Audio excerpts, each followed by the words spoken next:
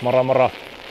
Päätin aloittaa tämän pyöräilyvuoden terävästi 100 kilsan lenkillä ja tavoitteena olisi myös sitten vähintäänkin samanmoinen lenkki käydä ajamassa joka kuukausi koko vuoden ajan. Mut katsellaan nyt miten tää ensimmäinen reissu tästä menee. Tervetuloa Peesi!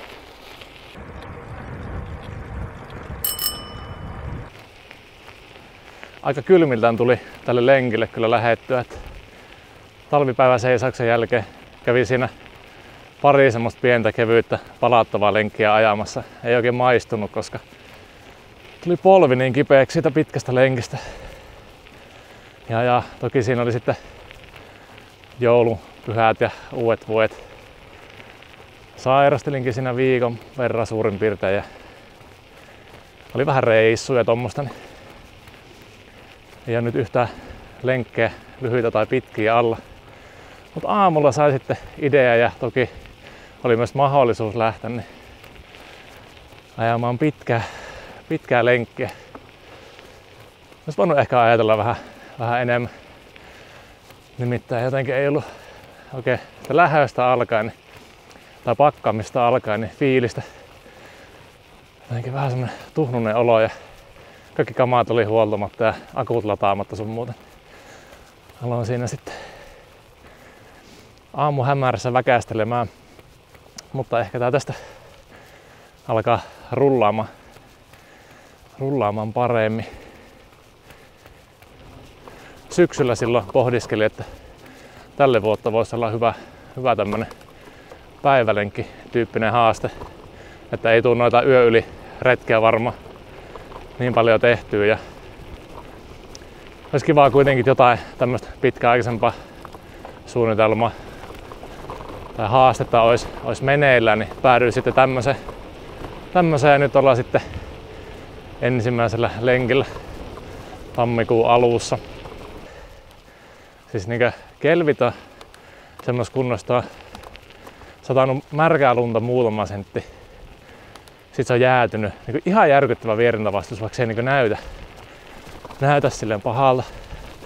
Ja sitten maantiet on tämmöstä, no sekä ei tässä kuvassa varmaan näe, mutta mun mielestä nimismiehen kihara, että niin näyttää jäiseltä, että silleen nyt rullaa hyvin, mutta sitten se on kuitenkin tavallaan hassusti pehmeitä ja sitten semmoista röpöttäväistä. Tätä kyseistä pätkää, mitä ajelin nyt, en ole kyllä koskaan näin hitaasti ajanut.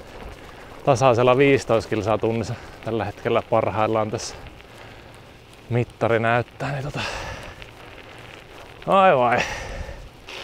40 kilsaa olen ajanut nyt ja päädyin Naantaliin. Täällä on sentään tossa jossain aamuyöllä käyty vähän aurailemassa tosta pahimpia loskeja pois. Niin hetken aikaa vähän mukavampi ajella. Tauon paikkakin varmaan pikkuhiljaa sitten vois koittaa. Tuossa Raision kohdalla voisi pysähtyä sitten syömään ja tauolle. Oi kun röpöttää. 50 kilsaa täynnä. Ajoaika 3 tuntia 20 minuuttia. Kertoo jotain tästä tahdista. Varsinkin ottaa huomioon sen, että aivan hiessä on tullut ajettua, että ei millään ihan pelkästään pintakaasulla. Ja kyllä nyt jos järeällä ajattelis, niin puolimatkan jälkeen kävis vaan tuossa syömässä ajelis siitä kotia. Mukava 3,5 tunnin, 4 tunnin talvipyörälenkkiä. Siitä sit suihkuu. Mut perkelee en kyllä aio tehdä, niin en anna periksi. Ihan periaatteesta ajettavaa nyt koko matka, vaikka ei kyllä oikein ole jalkaa eikä myöskään tahtoa, mutta kyllä sen lopussa sitten kiitos seiso.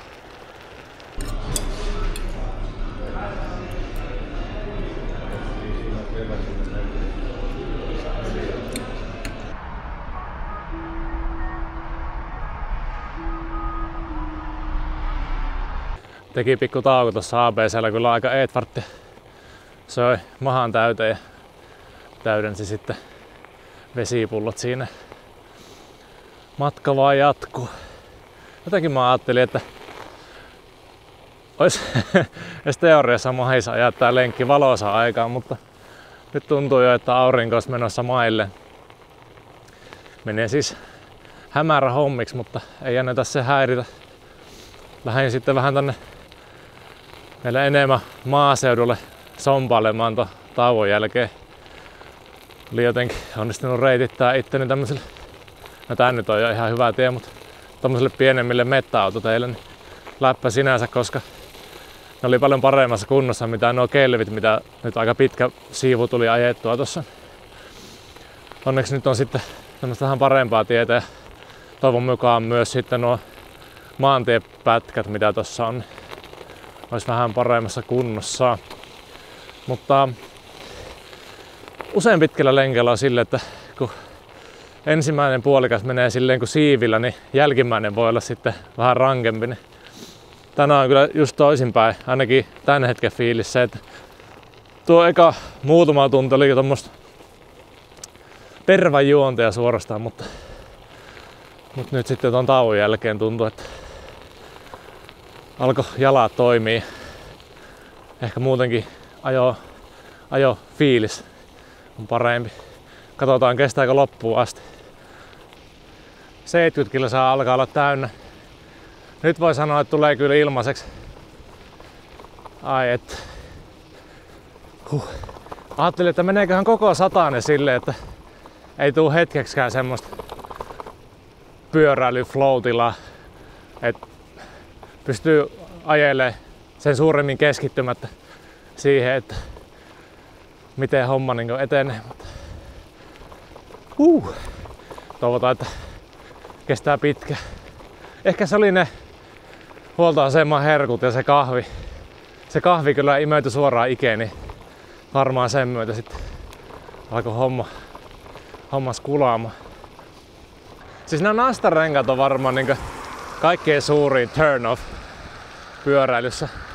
Ja pitkään tuli kyllä itsellä ajettuakin talvisinkin ilman nastoja, mutta kyllä ne parit sitten kunnon pannut mahalle jossain mustalla jäällä tai kun oli satanut jotain tämmöstä jäätävää vesisadetta, niin on sitten opettanut, että kyllä tämmönen rauhallisempi tahti ja vähän turvallisempi ajaminen sit kuitenkin houkuttaa enemmän. Ja tähän nyt menee ihan kuntopyöräilystä tietysti, kun vierintävastus on huikea verrattuna sitten kepeisiin kesärenkaisiin, mutta joo, ei ole liukkauden takia mitään kaatumisia kyllä tainnut tulla sen jälkeen, kun on ollut nastat. Ja useimmiten se nasta tuossa eturenkaallakin riittää sit siihen, että pystyy välttämään sen, että se rengas lähtee silleen lipeämällä alta ja sitten joutuu itse kuskista matkustajaksi. Ja on se, kun tälle aikuisiällä kaatuu ja tämmönenkin iso ukko, niin kyllä se tuohon tantereeseen mäjähtää silleen, että kyllä sitä hetken aikaa miettii. Toki nyt jos johonkin nurmikolle tai lumipenkkaan tussahtaa, niin ei niinkään, mutta sitten semmoisella jäiselle liukkaalle asfaltille, kun teräyttää itsensä, niin melkein väistämättä jotain pientä muistutusta jää kroppa mustelmien muodossa ja vähintään sitten jotain henkistä damagea siitä. Tärkeimpänä tietysti, että näkiikö kuka. 90 kilsaa täynnä ja pysähdyn tähän syömään viimeiset tuplat, niin jaksaa ajella sitten viimeiset kilometrit polvessa tuntemuksia, mutta ei mitään semmosia, että ajamista estäisi. Pitää kuitenkin ehkä pikku tauko tuossa pitää ja parannella paikat kuntoon, niin jaksaa sitten jatkaa näitä pyöräilyvuoden haaste satasia sitten seuraavina kuukausina. Jes, satanen viimein täyteen. Ei tullut kyllä ilmaiseksi. Toisaalta kyllä meikäläiselle satanen on aina satanen. Hyvässäkin kelissä, niin kyllä se aina tuntuu, mutta tälle erityisesti talvikelissä kyllä siinä on ajamista. Ja nyt sitten kotia kohti. Loppuverkkaa vielä jonkun verran tässä, mutta kohta sitten pääsee suihkuun ja syömään herkkuja. Ja sinne ruudun toiselle puolelle. Mukava kun olit peesissä ja katsoit videoon ja nähdään sitten seuraavalla videolla taas. Se on moro.